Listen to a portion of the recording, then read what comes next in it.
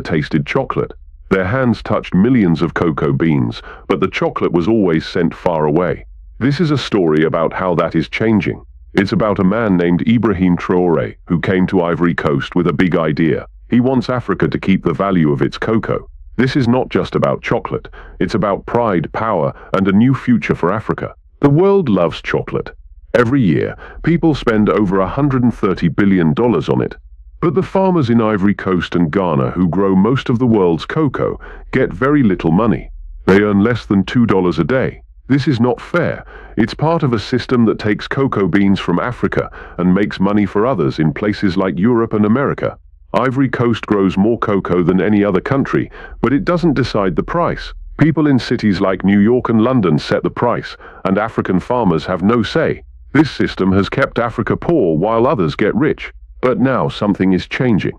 Ibrahim Traoré, a leader known for standing up for his people, came to Ivory Coast. He didn't come with weapons or to talk about gold or uranium. He came to talk about cocoa. He walked through the village fields, picked up a cocoa pod and said, "This is not just a bean, it's our story, and we will take it back." His words spread quickly. Some thought it was just talk. Others felt it was something bigger, a chance to change how the world sees Africa's cocoa. For many years, Ivory Coast has grown cocoa and sent it to Europe. The beans leave the country raw, and Europe turns them into chocolate. They put the chocolate in shiny packages and sell it for a lot of money. Sometimes they sell it back to Africa at high prices. The farmers who grow the cocoa don't get much of that money. They work hard carrying heavy baskets of beans, but they stay poor. Many have never even tasted chocolate. This is not an accident. It's how the system works. The price of cocoa is decided in faraway places, not in the villages where it's grown. Farmers in Ivory Coast have no power over what their beans are worth. They sell the beans to middlemen, who sell them to exporters, who send them to Europe. By the time the beans become chocolate, the value belongs to someone else. This system has been in place for a long time, and it keeps Africa from growing strong. Even worse, when Africans try to make their own chocolate, they face problems. People in Europe say African chocolate isn't good enough. They say it doesn't meet their standards. But who makes these standards? Not the farmers, not the people who know the land. The rules are made by others, and they make it hard for Africans to succeed. This is what Ibrahim Traoré wants to change. He believes Africa can make its own chocolate and keep the value for itself. When Ibrahim Traoré came to Abidjan, a big city in Ivory Coast, he brought a new idea. He didn't just want to grow cocoa beans and send them away. He wanted to build factories in Ivory Coast to make chocolate. He wanted Africans to roast the beans, grind them, and wrap the chocolate themselves. He wanted the world to see that Africa can make something great. This wasn't just about making chocolate. It was about taking back control. Traoré walked through the cocoa fields like he belonged there. He talked to farmers, young people, and elders. He listened to their stories. He saw how hard they worked and how little they got in return. He told them, "We grow the cocoa. We should decide what it's worth. We should taste what we make." His words gave people hope. They started to believe that they could do more than just grow beans. Behind Traoré were people ready to help. There were engineers who knew how to build machines. There were farmers who understood cocoa better than anyone. There were young people who wanted to learn how to make chocolate. Together, they started small. They didn't ask for money from other countries. They didn't wait for permission. They began building factories and cooperatives, groups where people worked together to share the work and the profits. In a village called Duplay, something special began. Duplay is a small place with no streetlights or paved roads, but it's surrounded by cocoa trees. A group of 11 women and 4 men decided to try something new. They asked, "If others can make chocolate from our beans, why can't we?" They didn't have a factory or a lot of money, but they had courage. They borrowed a grinder from a rice mill and used clay ovens to roast their cocoa beans. They wrapped their chocolate in banana leaves. The first chocolate bars they made were not perfect. They were rough and sometimes bitter, but they were proud because the chocolate was theirs. They sold their first bars at a local market for 600 CFA francs, which is about $1. One woman cried when someone bought her chocolate. She said, "I used to bend over to sell beans. Now people stand to buy my chocolate." That moment changed everything. The people of Duplay realized they could do more than grow cocoa. They could create something valuable. Word about Duplay's chocolate spread fast. Other villages wanted to learn how to make chocolate too. Students from the city came to help. A young man from Abidjan made a logo for the chocolate bars. They gave the bars a name, Inzora, which means dignity in the local language.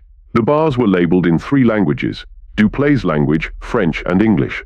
Slowly the chocolate started to feel like something bigger than just a product. It felt like pride. The chocolate from Duplay started to change how people thought. For a long time, people in Ivory Coast didn't believe their own country could make good chocolate. They were used to seeing foreign chocolate in shiny packages. But when they tasted the bars from Duplay, they were surprised. A boy bought a bar for his mother. A teacher shared it with her students. A wedding used the chocolate instead of expensive imported candy.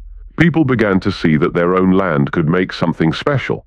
The cooperative in Duplay made 4 kinds of chocolate: classic dark, roasted plantain, baobab fruit, and a spicy one called Sankara spice, after a famous African leader who said, "He who feeds you controls you."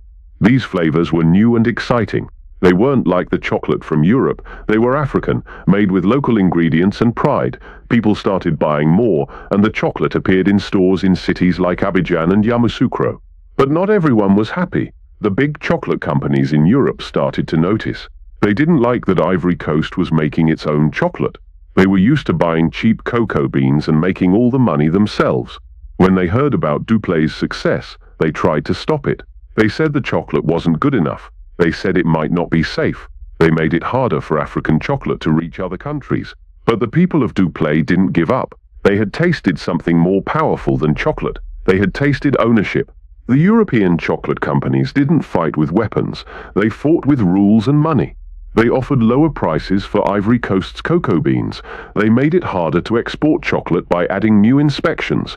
They sent people to help the farmers, but their advice was always the same: keep selling raw beans, not chocolate. This was their way of keeping control. They didn't want Africa to make its own chocolate because that would mean less money for them. But Ibrahim Traoré and the people of Ivory Coast were ready to fight back, not with anger, but with action. Traoré called a meeting under a cocoa tree, not in a fancy hotel.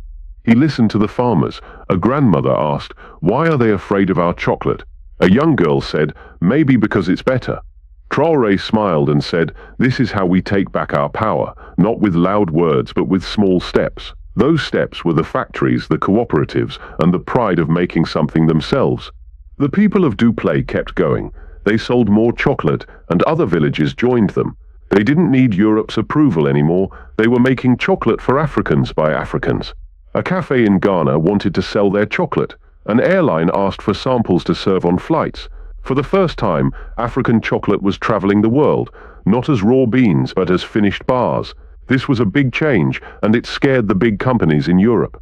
The chocolate revolution started in one village, but it didn't stay there. Other villages in Ivory Coast began making their own chocolate. They learned from Duplay and started their own cooperatives. In Ghana, young people built factories that used solar power to roast cocoa beans. In Nigeria, chocolate makers worked with fashion brands to create gift boxes. In Senegal, people started tours to show visitors where the cocoa came from. The revolution was spreading across Africa. Ibrahim Traoré saw this and wanted to make it stronger. He called a big meeting in Yamoussoukro, the capital of Ivory Coast. Leaders from Ghana, Togo and Burkina Faso came. They made a bold promise: no cocoa bean will leave Africa without being turned into something valuable by African hands. This was a big moment. It meant Africa was ready to take control of its cocoa, not just grow it for others. To make this happen, they started new projects. They built 4 new chocolate cooperatives in different parts of West Africa. They created a center in Bouir, a city in Ivory Coast where scientists could study how to make better chocolate. They also made an online store so people around the world could buy African chocolate directly. These steps showed that Africa was serious about owning its cocoa and its future. The big chocolate companies in Europe didn't like these changes. They tried to make things harder for African chocolate makers. They said African chocolate didn't meet their rules. They stopped some shipments at ports, saying they needed extra checks. They offered money to help small farmers, but only if they agreed to keep selling raw beans. These were all ways to keep Africa from growing strong, but the people of Ivory Coast and other African countries didn't stop. They had tasted their own chocolate, and they knew it was good. They didn't need Europe to tell them what was valuable. They kept building factories and making chocolate. They worked together, sharing ideas and helping each other. The revolution wasn't just about chocolate anymore. It was about believing in themselves. In Ghana, young people use technology to track their cocoa from the farm to the store. In Nigeria, chocolate became part of fancy gift boxes. In Senegal, tourists came to see where the chocolate was made. Across Africa, people were starting to see that they could create something great. They didn't need to send their cocoa away. They could keep it and make it their own. Ibrahim Traoré had another big idea. He wanted to protect African farmers from the ups and downs of the cocoa market. He proposed a special fund called the Pan-African Cocoa Reserve Fund. This fund would use money from African countries to make sure farmers got fair prices for their cocoa. It would also help build more factories and train more people to make chocolate. Traoré said, "We grow the cocoa. We should decide its value. We will no longer follow rules made by others." This idea made some people nervous. The big chocolate companies and markets in Europe didn't like it. They were used to controlling the price of cocoa. When Africa started to take control, they got scared. The cocoa market in London went down, and some people blamed it on problems in Africa. But the real problem was that Africa was becoming independent. By 2027, African chocolate was being sold in stores in Ghana, Nigeria, and South Africa. It wasn't just in small markets anymore, it was in big supermarkets. People were proud to buy chocolate made in Africa. Bloggers wrote about it, and airlines served it on planes. The world was starting to notice that Africa could make something great. The chocolate revolution wasn't just about cocoa. It made people ask big questions. What else was Africa giving away? Cotton was sent away raw and came back as expensive clothes. Coffee was roasted in other countries and sold back for more money. Gold was mined in Africa but stored in European banks. Even music and culture were taken and sold by others. The chocolate revolution showed Africans that they could take control of all these things. In Burkina Faso, a new school course taught students how to turn raw materials into finished products.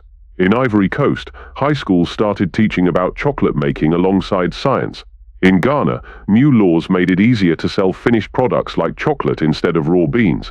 In Senegal, people worked to protect traditional flavors so others couldn't steal them.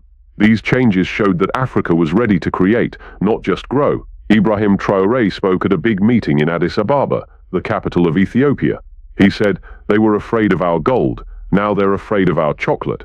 What happens when we realize we've always had the power? His words made people stand up, not just to clap, but because they felt something had changed. Cocoa wasn't just a crop anymore, it was a symbol of Africa's strength. Across Africa, murals appeared on walls. They showed women breaking cocoa pods, children eating chocolate with smiles, and factories full of workers. In one village, someone painted the words, "No more exports without excellence." This meant Africa would no longer send away its raw materials. It would make something great and keep the value for itself. The revolution wasn't just one big moment, it was many small steps. Cooperatives became brands.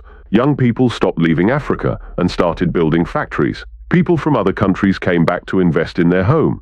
This wasn't just about chocolate anymore, it was about controlling Africa's future. The story of Duplay and Ibrahim Traoré shows that change is possible. It started in one village, but it spread to a whole continent. It started with cocoa, but it grew to include cotton, coffee, gold, and more. It started with a question, why can't we make our own chocolate? And it ended with a new belief, Africa is enough. This story needs you. Every change needs someone to share it. You may not grow cocoa or make chocolate, but you can tell others about this revolution. Share this story with your friends. Tell them about Duplay and the people who dared to dream. If you believe Africa should control what it grows, leave a comment with one word, rising. If you think Africa is ready to create its own future, say, from beans to power. The chocolate revolution is not just about cocoa. It's about pride, power, and a new way of thinking. It's about a continent that is ready to taste what it grows and keep what it creates. One village, one factory, one bar of chocolate at a time, Africa is building a new future, and that future is sweet.